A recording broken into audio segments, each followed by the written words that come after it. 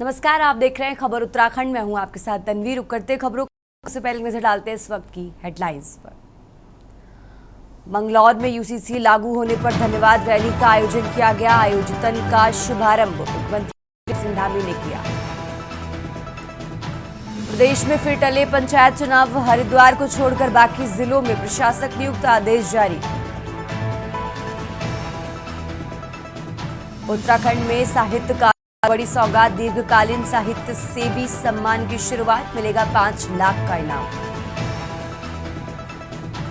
स्कूलों में हफ्ते में एक बार स्थानीय बोली भाषा में होंगे भाषण, निबंध प्रतियोगिताएं। सीएम धामी ने कहा, उत्तराखंड की बोलियों, लोक कथाओं, लोकगीतों एवं साहित्य को डिजिटल स्वरूप में किया जाएगा संरक्षित। दिल्ली रूट पर बसें बंद होने के कारण उत्तराखंड रोडवेज के सामने बड़ा संकट। नगर निगम में 500 इलेक्ट्रिक बसों की खरीद की मांग। पारा चढ़ा तो उमस भरी गर्मी ने किया बेहाल। मौसम विज्ञान केंद्र ने उत्तरकाशी, रुद्रप्रयाग और पिथौरागढ़ में बारिश की संभावना जताई।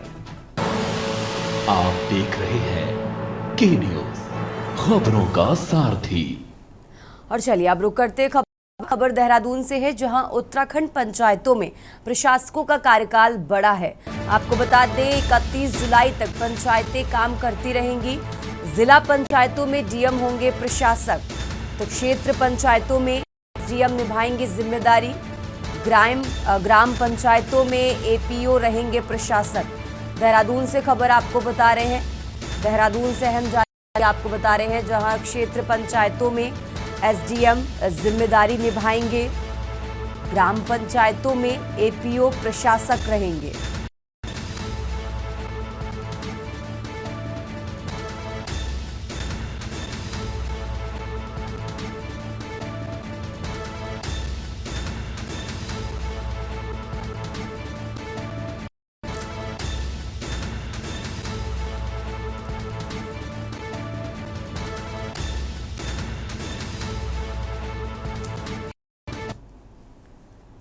और चलिए खबरों में आगे बढ़ते हैं। अब खबर खटीमा से है, जहां खटीमा विधायक तथा उप नेता प्रतिपक्ष भुवन चंद्र कापड़ी के नेतृत्व में सैकड़ों कांग्रेसियों ने तहसील परिसर पहुंचकर खटीमा क्षेत्र में दिन रात चल रहे अवैध खनन तथा कालबन सड़कों पर दौड़ रहे ओवरलोड वाहनों के खिलाफ हल्ला बोलते हुए एसडीएम कार्यालय के समक्ष धरना प्रदर्शन किया।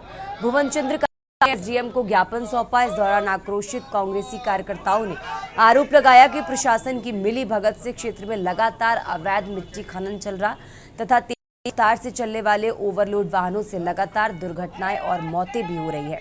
वहीं कांग्रेस विधायक भुवन चंद्र कापड़ी ने आरोप लगाते हुए अनुमति की समय सीमा समाप्त होने के बाद भी क्षेत्र में लगातार अवैध खनन का खेल जारी है, आरोप लगाया। वहीं सड़कों पर तीव्र गति से चल रहे ओवरलोड वाहनों से क्षेत्र में लगातार दुर्घटनाएं और मौतें हो रही हैं। उन्होंने शासन प्रशासन से मांग की है कि खनन तथा ओवरलोड वाहनों को तत्काल बंद किया जाए। खनन को लेकर और दिया के खनन को लेकर विधानसभा से और तहसील पर ज्ञापन देने का काम, धरना प्रदर्शन, सड़कों पर धरना प्रदर्शन काम करने का काम खटीमा की स्थानीय जनता के साथ हमने किया।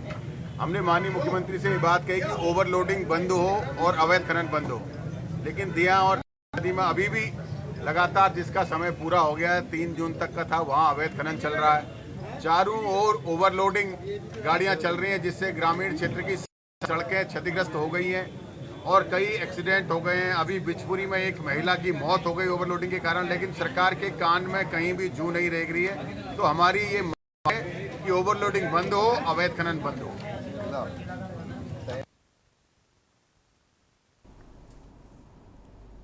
और चलिए खबरों में आगे बढ़ते हैं। उत्तराखंड में चारधाम यात्रा अपने चरम पर है। बर्फबारी के बावजूद चारधाम यात्रियों के उत्साह में कोई कमी देखने को नहीं मिल रही है। देश ही नहीं बल्कि विदेशों से भी चारधाम यात्रा के लिए श्रद्धालु बड़ी संख्या में पहुंच रहे हैं। आपको बता दें कि अभी तक सबसे ज्यादा यात्री केदारनाथ धाम पहुंचे। इतना ही नहीं, 30 अप्रैल से शुरू हुई चारधाम यात्रा में अभी तक 23 लाख से ज्यादा श्रद्धालु दर्शन कर चुके हैं।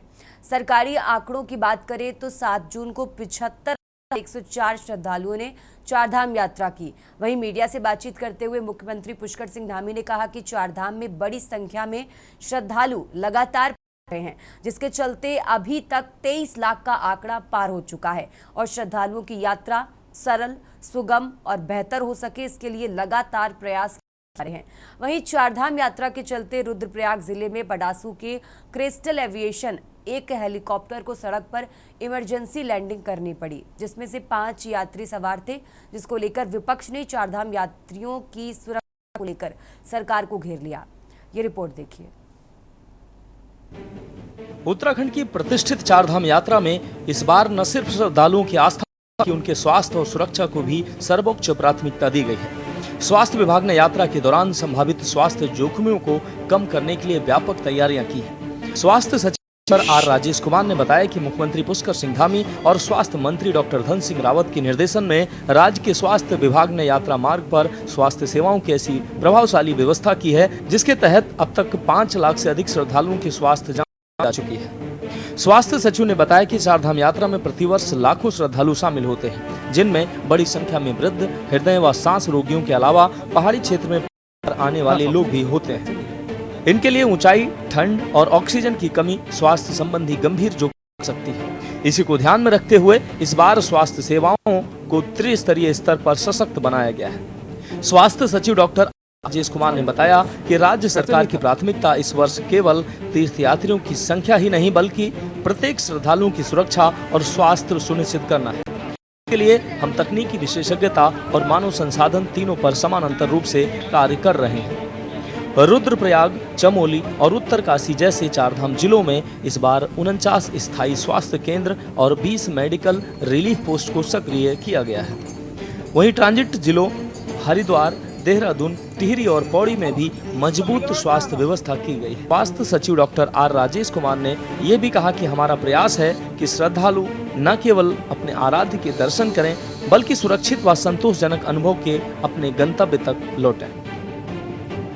चारधाम यात्रा हमारी बहुत अच्छी चल रही है और श्रद्धालु आ रहे हैं, बड़ी संख्या में आ रहे हैं। 23 लाख के लगभग श्रद्धालुओं का आगमन अभी तक हो चुका है। एक अच्छा रिकॉर्ड बनेगा और इस वर्ष हमने यात्रा के लिए सभी प्रबंध, सभी कोऑर्डिनेशन पहले से ही व्यवस्थित किए हुए हैं, जिसके कारण से अच्छी यात्रा हो रही है। इस बार ऐतिहासिक यात्रा होगी। श्रद्धालुओं की जो सुरक्षा है, उनकी यात्रा आसान हो, उनको कोई परेशानी न हो, उसके लिए हम लगातार प्रयास कर रहे हैं। इस बार टीम्स गठित भी हो गई हैं और इसके साथ साथ जो हमारी फूड वैन है, वो भी हमें एक वैन एक्स्ट्रा मिल गया है और अभी ये वैन जगह जगह पे जाके हम लोग रैंडमली चेकिंग कर भी रहे हैं। सैंपल्स का जो है मौके मुआयना किया जा रहा है और स्पॉट पे हम लोग टेस्टिंग भी कर रहे हैं। इसके साथ साथ जो सैंपल्स हैं उसका रिपोर्ट जल्द से जल्द हमें प्राप्त हो, इसके लिए हमने यहाँ पे जो FDA का ऑफिस है, वहाँ पे जो लैब एस्टैब्लिश्ड है, उसको भी हम लोग नोटिफाई कर। चारधाम के लिए वर्तमान में 9 हेली कंपनियाँ जो है अलग अलग स्थानों से चारों धाम के अलावा केदारनाथ के लिए भी हेली सेवा प्रदान कर रही हैं। लेकिन यात्रा काल शुरू होने से अब पिछले जो 40 दिनों में लगभग यानी 6 हेली क्रैश हो गए हैं और इसमें से 8 मई को जो हेली क्रैश हुआ था गंगनानी में, उसमें 6 काल कलवित हुए थे और इसके अलावा समय समय पर जो भी हुआ है वो हेली क्रैश हुआ है। आज ये जैसी घटना है, क्रिस्टल एविएशन का जो हेली केदारनाथ के लिए जिसने उड़ान भरी थी, वो भड़ासू में किसी तरह सुरक्षित लैंडिंग उसकी हुई है। लेकिन फिर से सवाल यही उठ रहा है कि ये जो तकनीकी खामियां तो हैं, लेकिन ये मानव सृजित तकनीकी खामियां हैं। निश्चित जिस तरह से ये हेली सेवाएं प्रदान कर रही हैं, इसमें बड़ी तकनीकी और व्यवहारिक पहलुओं का इसका अध्ययन करने की जरूरत है। सबसे बड़ी बात यह है। वहीं चारधाम यात्रा के चलते रुद्रप्रयाग जिले में शनिवार को सेरसी बडासू के पास क्रिस्टल एविएशन के एक हेलीकॉप्टर को सड़क पर इमरजेंसी लैंडिंग करनी पड़ी। हेलीकॉप्टर में 5 यात्री सवार थे और सभी सुरक्षित हैं। एडीजी कानून व्यवस्था डॉक्टर मुर्गेसन के अनुसार गुप्तकाशी में तकनीकी खराबी के कारण हेलीकॉप्टर को आपातकालीन लैंडिंग करानी पड़ी थी। हालांकि राहत की है कि सभी यात्री सुरक्षित थे। वहीं मामले पर सूबे के मुख्यमंत्री पुष्कर सिंह धामी का कहना है कि नागरिक उड्डयन विभाग के सचिव को निर्देशित किया गया है कि पूरे मामले को लेकर जल्द बैठक बुलाएं और मामले की गहराई से जांच करें। वहीं चारधाम यात्रियों की सुरक्षा को लेकर विपक्ष ने सरकार के आगे कई सवाल खड़े किए हैं। इसमें सरकार करेगी? मैंने कल ही इसके लिए नागरिक उड्डयन के हमारे सचिव हैं उनको कल निर्देश दिया है कि आप तत्काल जो है इसकी एक बैठक करके इसकी समीक्षा करिए। खंड में लगातार हेलीकॉप्टर हादसे हो रहे हैं। चार धाम यात्रा में श्रद्धालुओं को ले जाने की जिम्मेदारी जो है हेलीकॉप्टर सेवाओं पर है और बड़ी श्रद्धा से श्रद्धालु उत्तराखंड आते हैं। अगर उनकी जान माल की सुरक्षा के लिए इंतजाम होंगे, जिस तरीके से हेलीकॉप्टर सेवाएं नियमों की धज्जियां उड़ा रही हैं, मनमाने तरीके से हर मिनट उड़ानें हो रही हैं, जो प्रोटोकॉल हेलीकॉप्टर सेवाओं को लेकर के है उसका पालन नहीं हो रहा है और जांच जो आती नहीं है, बार बार जांच की बात होती है। उत्तरकाशी के हेलीकॉप्टर हादसे को आप ले लीजिए, 6 लोगों की जान उसमें चली गई थी। केदार घाटी में 15 दिन में हेलीकॉप्टर हादसे हो चुके हैं। ये जो हेलीकॉप्टर जो बेतहाशा उड़ रहे हैं केदारनाथ में, बद्रीनाथ में, हेमकुंड साहिब में, इनमें ये हमें रोक लगानी चाहिए। हमारे अस्थायी व्यवस्था बननी चाहिए। इसमें पैसे कमा रहा, कौन माफिया बन रहा है? आपने देखा, वो कहता है डगा मार हेलीकॉप्टर भी पहली बार सुन रहे हैं हम लोग। पहले बसें डगा मार होती थी, टेम्पो डगा मार होती थी, अब हेलीकॉप्टर भी डगा। तो ये प्रदेश सरकार की नाकामी है और निकम्मापन है, जो हम किसी भी चीज को नीति निर्धारण नहीं कर पा रहे हैं, हवाई बातें कर रहे हैं, उसी लिए ये घटनाएं हो रही हैं और जांच भी जाएगी, ठंडे बस्ते में चली जाएगी। यहाँ पर तमाम घोटाले, 56 घोटाले कांग्रेस के टाइम में हुए और मैं नहीं समझता हूँ कि 1000 घोटाले भारतीय जनता पार्टी के समय में होने जा जो अभी हुए हैं। अभी उनको अगर यदि ढंग से सीबीआई या किसी अच्छी स्वतंत्र एजेंसी काम करे, देश की कोई स्वतंत्र एजेंसी काम करे, तो सारे लोग जो भ्रष्ट अधिकारी हैं और नेता हैं वो जेल में रहेंगे। जिस तरीके से ये घटनाएं हो रही हैं, मुझे लगता है कि सरकार बहुत ही गंभीर है और इन सारे विषयों को लेकर के सरकार ने जांच के आदेश भी दिए हैं। कंपनी कोई भी हो, किसी को भी ये अधिकार नहीं है कि हमारे जो यात्री यहाँ पहुंचे हैं उनकी जान को जोखिम में डाले और मुझे लगता है कि इन सारी चीजों के ऊपर सरकार ने अपना काम किया है और यात्रा को बेहतर चलाने के लिए भी सरकार तमाम अपने यात्रियों को देने का काम कर रही है, क्योंकि अन्य अलग अलग प्रदेशों से यात्रा में यहाँ पर लोग पहुंच रहे हैं और तमाम वो चीजें, अगर मैं घटनाओं की बात, वाकई ये दुखद है कि कई सारी इस तरह की घटनाएं घटी है, लेकिन ये टेक्निकल फॉल्ट है, जिस टेक्निकल फॉल्ट को सरकार ने जांच के आदेश दिए हैं कि किस कमियों के कारण ये इस तरह की घटनाएं घट रही है। तो मुझे लगता है कि कांग्रेस को इस पर ज्यादा राजनीति नहीं करनी चाहिए। है कि ये धर्म है और धर्म की आड़ में भी अगर कांग्रेस अपनी राजनीतिक रोटियां सेक रही है तो इससे बड़ा दुर्भाग्य कांग्रेस का कोई और हो नहीं सकता। अब देखने वाली बात यह होगी कि जिस तरह से चारधाम यात्रा के दौरान लगातार हेलीकॉप्टर दुर्घटनाएं हो रही हैं, उस पर सरकार जांच कराकर क्या एक्शन लेती है या फिर हेली कंपनियां इन हादसों की करती रहेंगी, ये तो आने वाला वक्त बताएगा। Uttarakhand desk report. और चलिए खबरों में आगे बढ़ते हैं। हरिद्वार में भाजपा नेत्री पर नाबालिग बेटी से देह व्यापार कराने के ने अब सियासी तूल पकड़ लिया है। इस मुद्दे को लेकर महिला कांग्रेस सड़कों पर उतर आई है। महिला कांग्रेस की प्रदेश अध्यक्ष ज्योति रौतेला ने हरिद्वार पहुंचकर प्रेस कॉन्फ्रेंस और भाजपा पर सीधा हमला बोला है। देवपुरा चौक पर भाजपा का पुतला दहन कर महिला कांग्रेस नेत्रियों ने पार्टी के खिलाफ जमकर नारेबाजी की। रौतेला का कहना है सिर्फ पार्टी से निष्कासन से बात खत्म नहीं होती, इस पूरे मामले की सीबीआई जांच होनी चाहिए और आरोपी महिला की भाजपा नेताओं के साथ हुई कथित चैटिंग को भी सार्वजनिक किया जाए। महिला कांग्रेस ने इस मुद्दे को लेकर राज्यपाल से मिलने की चेतावनी दी है, यानी आने वाले दिनों में ये मामला और गरमाने वाला है।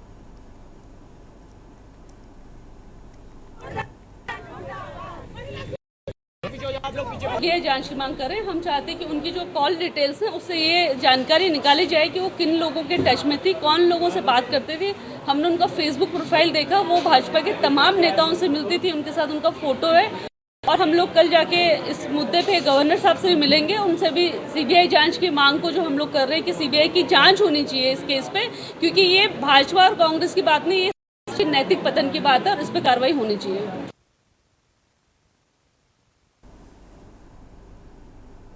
उत्तराखंड की खबरों में आगे बढ़ते हैं। रुड़की प्राधिकरण में बढ़ते भ्रष्टाचार के आरोप लगाते हुए भीम आर्मी आजाद समाज पार्टी कार्यकर्ताओं ने घेराव कर आजाद समाज पार्टी प्रदेश अध्यक्ष महक सिंह के नेतृत्व में जमकर हंगामा काटा। विभाग में हो रहे भ्रष्टाचार के खिलाफ अधिकारियों और कर्मचारियों पर रिश्वतखोरी के गंभीर आरोप लगाए। इस पूरे प्रकरण में विभाग के सभी अधिकारी और कर्मचारी कार्यालय से नदारद रहे।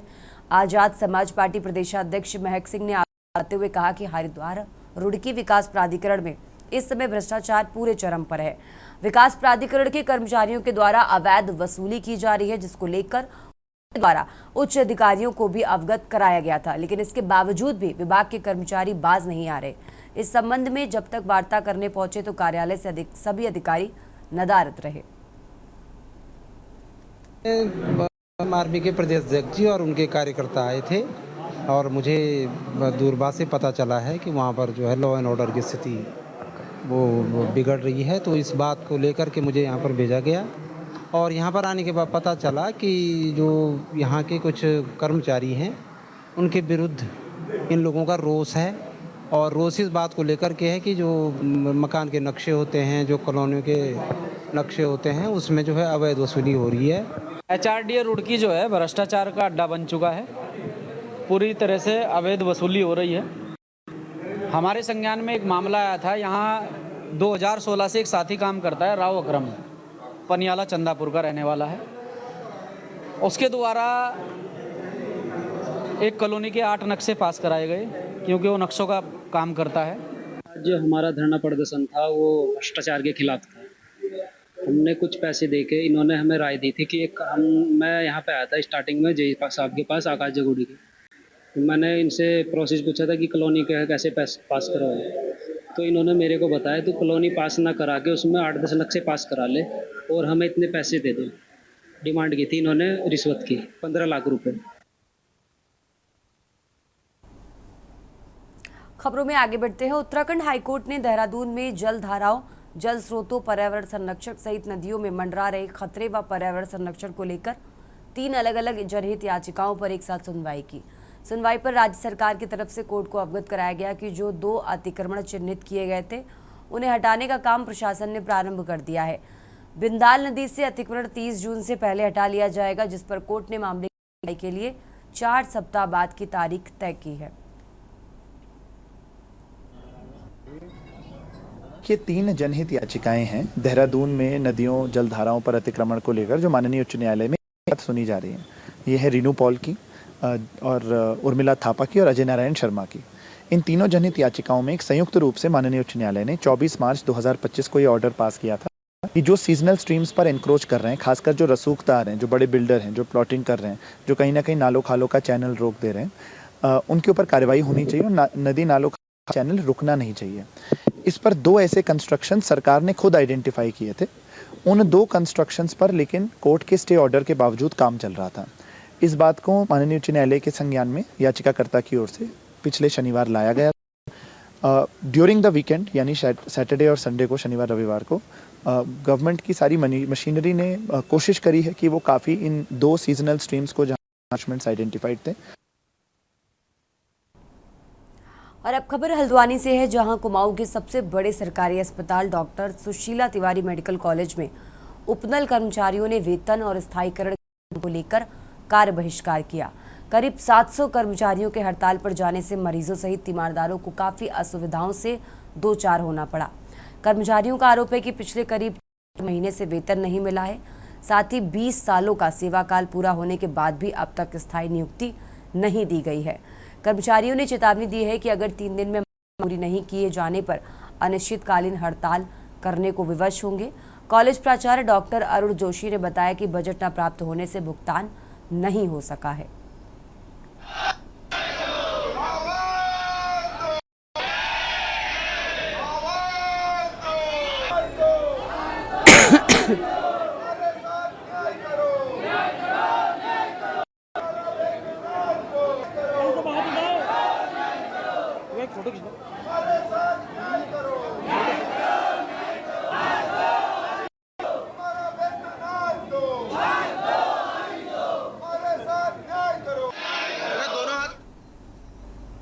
खबरों में आगे बढ़ते हैं। विकासनगर में तेज रफ्तार का कहर थमने का नाम नहीं ले रहा। ताजा मामला विकासनगर रांघा रोड का है, जहां उप खनिज सामग्री से लदे एक डंपर ने मोटरसाइकिल सवारों को टक्कर मार दी, जिसमें एक मोटरसाइकिल की मौके पर ही दर्दनाक मौत हो गई, जबकि अन्य लोग गंभीर रूप से घायल हो गए हैं, जिन्हें स्थानीय लोगों की मदद से पास के अस्पताल पहुंचाया गया। घायलों की गंभीर हालत को देखते हुए चिकित्सकों ने उन्हें हायर सेंटर रेफर कर दिया। वहीं पुलिस ने मृतक के शव को कब्जे में लेकर पोस्टमार्टम के लिए भेज दिया है। दूसरी ओर आरोपी ट्रक चालक मौका देखकर वहां से फरार हो गया। प्रत्यक्षदर्शियों के मुताबिक बाहरी वाहनों के लिए दिन में नो एंट्री न होने की वजह से दिन तेज रफ्तार और उन खनिज लदे बड़े वाहनों के कारण हादसे हो रहे हैं, लेकिन प्रशासन इस पर अंकुश नहीं लगा पा रहा है।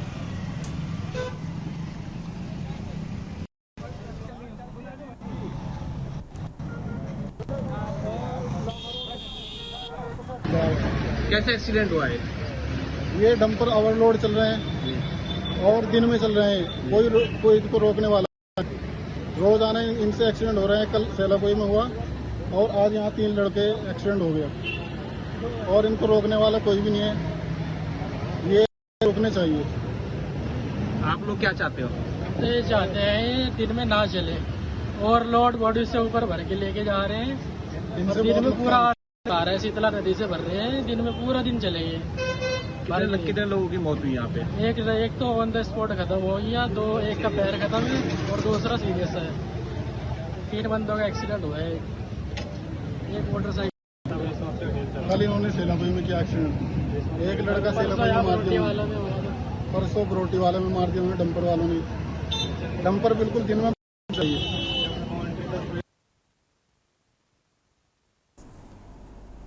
उत्तराखंड प्रदेश में जल्द ही 12 जनपदों में पंचायत चुनाव हो सकते हैं। पंचायतों में ओबीसी आरक्षण को लेकर एक कमेटी का गठन किया गया था, जिसने अपनी रिपोर्ट सौंप दी है। सरकार ने उस रिपोर्ट के अध्ययन के लिए कैबिनेट मंत्री सुबोध उनियाल के नेतृत्व में एक उप समिति का गठन किया।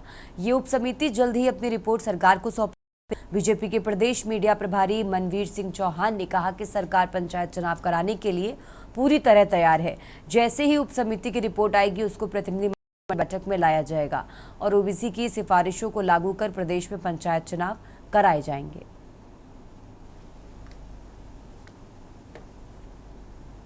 भारतीय जनता पार्टी और हमारी भारतीय जनता पार्टी की सरकार में जल्द से जल्द त्रिस्तरीय पंचायत चुनाव हों, इसको लेकर के पूर्ण रूप से तैयार है और इसकी तैयारी भी पूरी कर ली गई है।